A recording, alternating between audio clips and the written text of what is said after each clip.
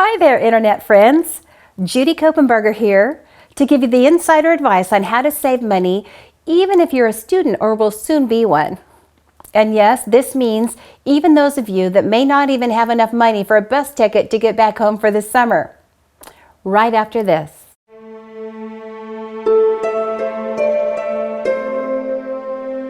It may sound ludicrous to you that I may even suggest the idea of saving money on a student budget.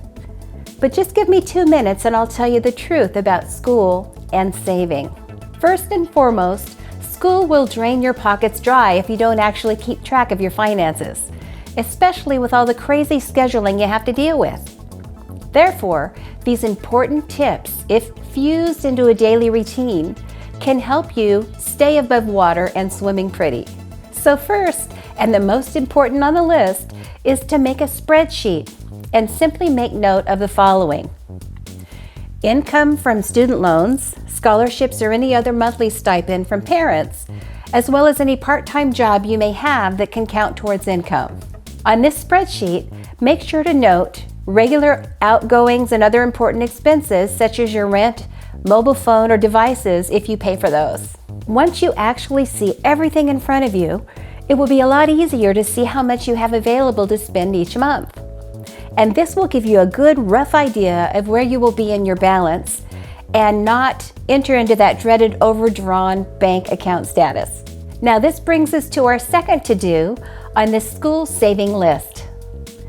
Download your banking app and turn on balance notifications. I suggest a minimum of $150 to $200 for notifications to trigger. This allows enough for emergencies and also gives you instant access to check your banking balance and not leave it up to the unscrupulous banks to take advantage of you for potentially overdrafting just because you purchased one too many macchiatos. Because honestly, no one wants to spend $50 for frozen coffee. We discussed this in other videos on how the banks really make money, so please don't let them do this to you. And third on our list of student saving necessities is to be smart with food shopping. You're probably wondering, well, food costs just the price that it costs, but in reality there's a hidden secret we discuss on other videos about ways to save money on a tight budget that most weekly grocery shoppers don't really pay attention to. It can save you as much as 30% or more if you just shop using this particular method. Just don't forget to check the link in the description to that one because it's crazy how simple it really is. And also, the thing with food budgeting is that eating out with friends is part of what we want to do, and we deserve for that to be part of our life from time to time. But at that dreaded time at dinner when the check comes and you have to calculate your part of the check, it's always a big frustration. Honestly, there's always that friend that picks up more of the bill than the other dinner buddy. And overall, it can be a potentially awkward social scenario. So when you go out to eat, you just want to make it easy and be done with it. Here's your tip.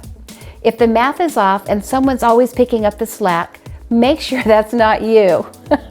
And just as you start the order, make sure that you take a quick moment to separate the checks, as most modern day restaurants can easily do that for you.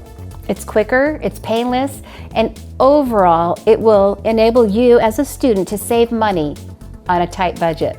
Fourth on our list is buy your books used.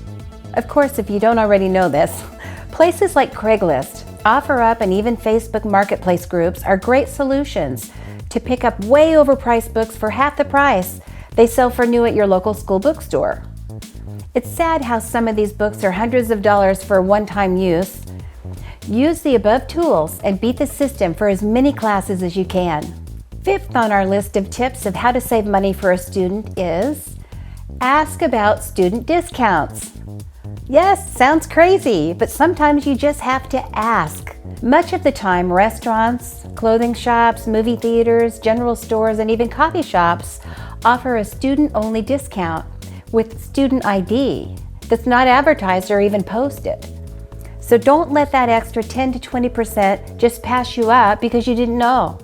It honestly never hurts to ask. Just remember to try to have your student ID on you at all times so you aren't caught short when you do win that discount. And finally, And I'd say maybe one of the most important tips is to properly file your end-of-year taxes.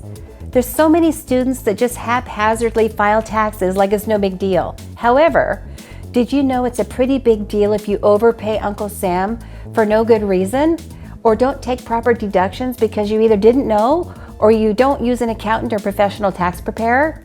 I mean, I get it, but that TurboTax is easy. It's not there for you just to save money. It's easy and it's cheap, but it can wind up costing you much more money by overpaying taxes. In another video, we will discuss what you should be doing if you're filing taxes as a student. Just make sure to take a second to subscribe and hit that bell so you'll know when it goes live. All right, so that's the most important to-dos if you want to know how to save money and are a college student. It honestly doesn't matter if you are a freshman or going for your doctorate, because money does matter not only during school, but of course even after you graduate. If you let the system take advantage of you, then it will.